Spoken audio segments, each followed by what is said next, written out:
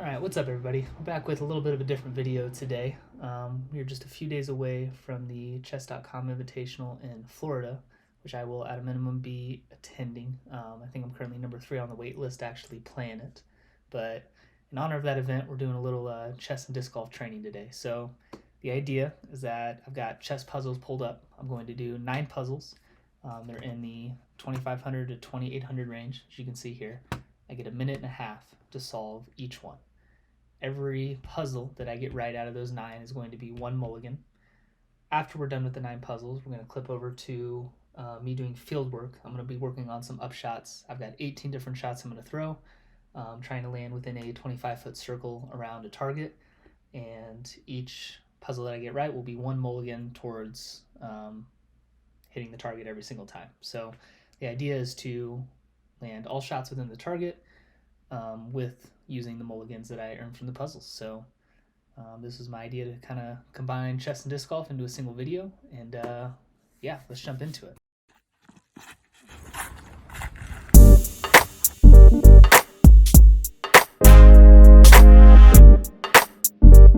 I've got the stopwatch pulled up on the other screen now. We'll go ahead and hit start and puzzle number 1. All right.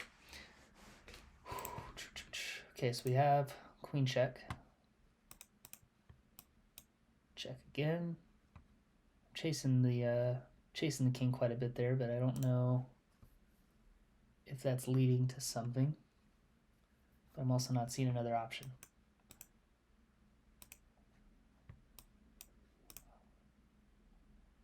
Yeah, I'm thinking that's got to be it. We'll start with check. And then here I was thinking rook check. Here I could go queen check here first.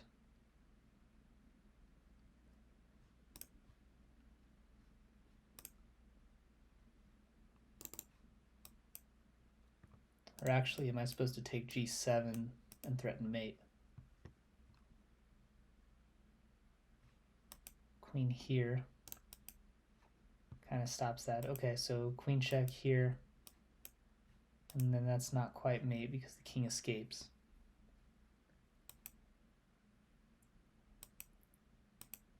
Okay.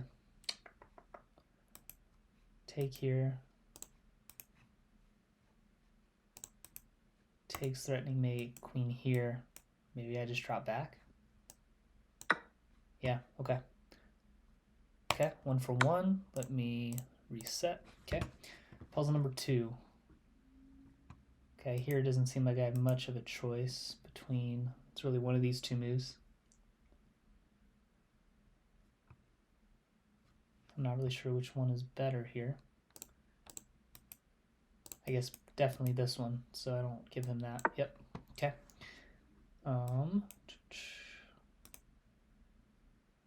Maybe takes. Seems like the next best follow-up. Okay, threatening this. Could always just drop the rook back, which does seem like the simplest move. Yeah. Takes. Okay. 2 for 2. Reset. All right, 2 mulligans so far. It's a good start. So queen check. King over. And then what's the follow-up?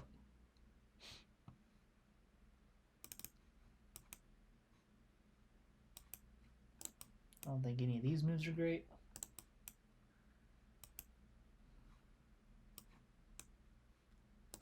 Not really. I'm just not seeing a great follow-up after queen check. King h8.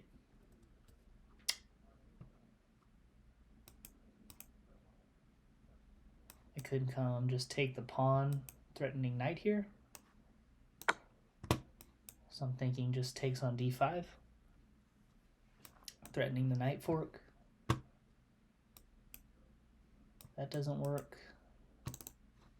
I don't think I gain much by bringing the rook over. I could go rook e1, threatening here. That also seems like a pretty decent idea.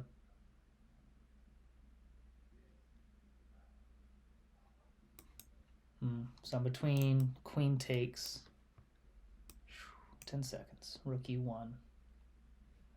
Let's go rook e1. Takes, takes, nice. Okay, 3 for 3. Reset. All right, puzzle number 4.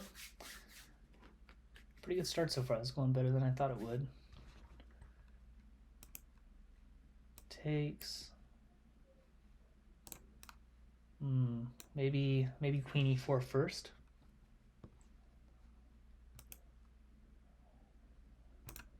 And then that would threaten mate.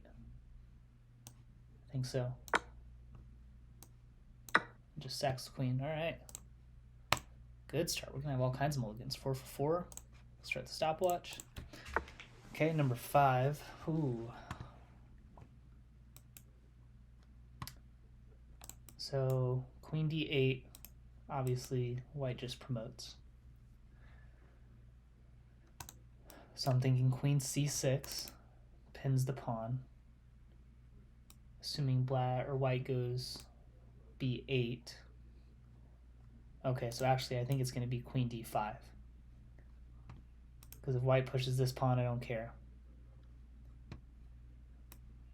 Honestly, I'd probably just take it. Maybe not. Queen d5, and then if the king moves trying to promote here, then I have queen d8, which is mate. Yeah. Shoo.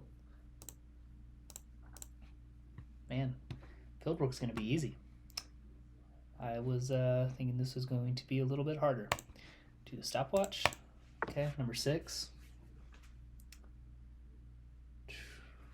Okay, so just threatening a trade here. Knight is pinned. Takes, takes. Check first. Seeing check first, and it's probably a decent move. And then takes with the bishop. On check, queen here. Probably just takes, takes, and then knight. Well, knight does cover there. Check queen here.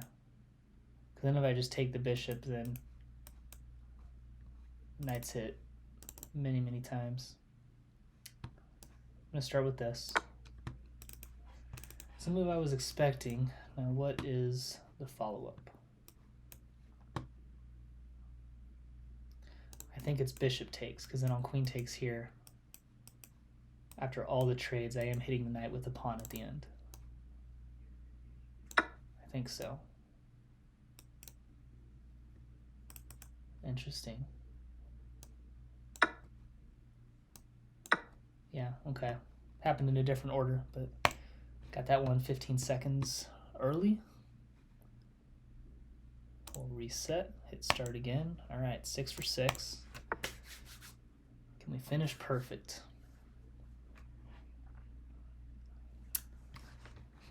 Okay, so looking at rook e2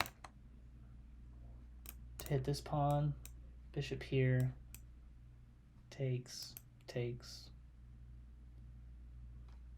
Not great. Well, actually, I say that. Bishop here hangs a rook. So probably not concerned about that. I'm liking this. I'm not seeing a good follow-up. Bishop there.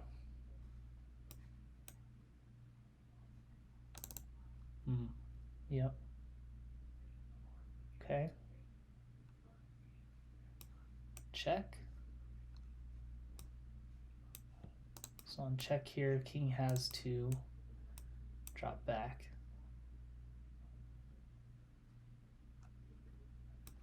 What about queen takes and then rook here? No, because then the queen just takes bishop.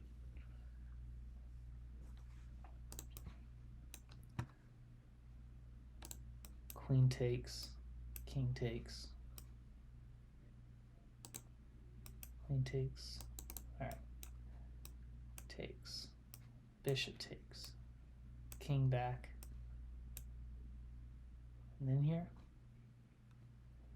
and then I'm just, I think I'm almost out of time. Let's go bishop takes. No, man. All right, there we go. Missed one. Oh, I didn't want to reset it.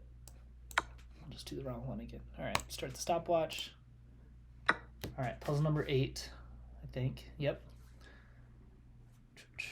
All right, is there anything with takes? With rook takes g7? I don't think so. Don't think I have enough there. I can maybe get a perpetual out of it, but I am down a full rook, so maybe a perpetual isn't bad. And something like queen h6. Maybe that's just winning. Yeah, I'm actually not seeing a good way for black to stop that. So queen h6, threatening mate. Only way to defend is to push. And then rook h3, threatening mate again. I don't think any way to defend that. Okay, and on here, takes. What's the follow-up? Takes king over. Here. Okay, this is still leading to mate. Yep, because king here, queen, king, check. King has to go back, and then the rook comes in. Okay, 7 for 8. We've got one more. I might have to make the field work a little bit harder. I didn't think I was going to have this many mulligans. Okay, last puzzle. Oh, there we go. Okay. So all the checks are covered.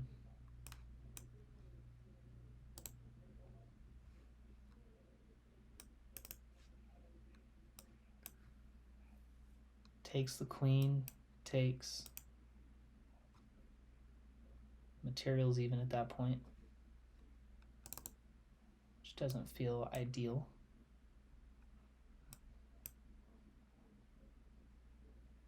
Not much that I gain out of that. Take here. Queen takes, takes. I'm at least hitting pawn and a bishop. I guess just pawn up at that point. I'm not really getting anything out of it. So maybe queen takes here, rook takes pawn. And the bishop isn't trapped by any means, but I'm at least hitting it a few times. I've got 20 seconds left. I'm not really seeing much better. I think we're going to go with this. Did not get that one. Let's see what the answer is on this one. Really? Rook here? No.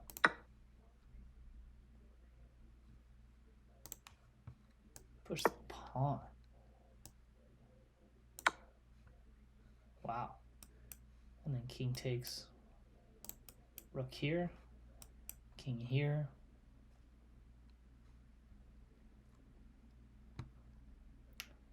Not even sure what the follow-up is there. All right. Well, we did not get that last one right, so we finished 7 for 9. We've got 7 mulligans. As I drive over to the field, maybe I'll try and think of a way to make it a little bit harder. But as of right now, we've got 7 for 18 upshots. So I'll explain how the field work's going to work when we get over there. But that's going to wrap it up for the chess side. See you at the field. All right, we made it out to the field. Got an idea for how I'm going to make this a little bit harder with my 7 mulligans.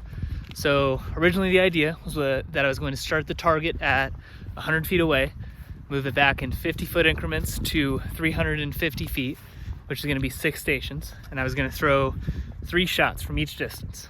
And the idea is that all 3 shots have to land in the target. If it doesn't, I have to use a mulligan. So the original idea was that I was just going to throw whatever 3 shots I wanted to make it a little bit harder, given that I have 7 mulligans. I'm going to do 3 different shots at each station. So we're going to do 1 hyzer, 1 shot, pretty much straight at it. That'll get a little harder as the distances get longer. But 1 hyzer, 1 straight shot, and then 1 forehand. So 3 different shots at each station.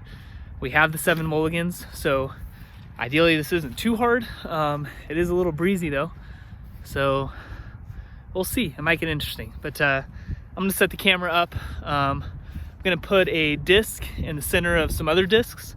That's gonna be my target, and then as I complete each throw, I'll just move myself back, leave the camera and the target in the same spot, hopefully make it a little easier to film. So yeah, I'm gonna set the camera down. We'll get the target set up and start throwing.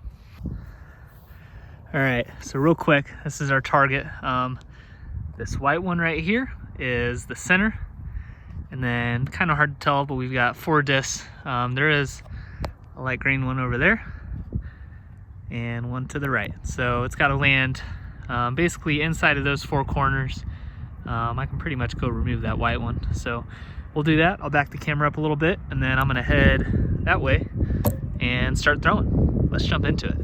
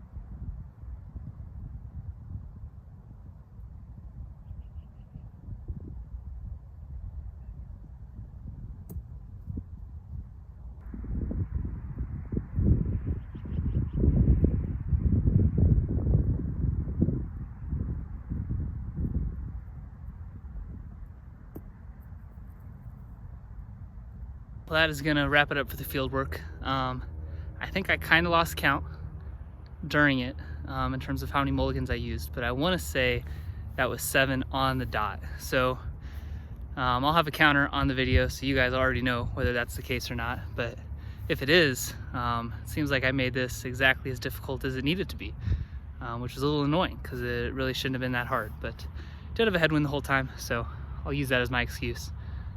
Great training either way for the chess.com tournament coming up. Hopefully I get to play. At a minimum, I'll be there to watch, but hopefully this was somewhat entertaining. Maybe I found a few disc golfers who also like chess and are as excited about this tournament as I am, but that's gonna wrap it up for this video. We'll see you in the next one.